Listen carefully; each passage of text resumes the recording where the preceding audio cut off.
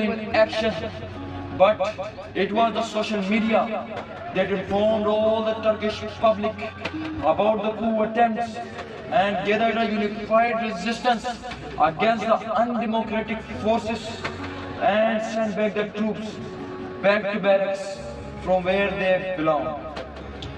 If it was not for social media's freedom, then self-serving rebels would have quenched their thirst for power and turned the democracy into dictatorship.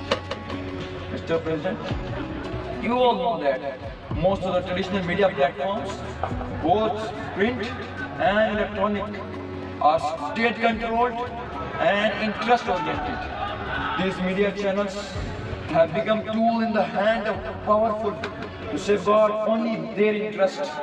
These media, and hence they are the major source of distraction, and they blame social media for spreading fake. Evil in action, but it was the social media that informed all the Turkish public about the coup attempts and gathered a unified resistance against the undemocratic forces and sent back the troops back to barracks from where they belong.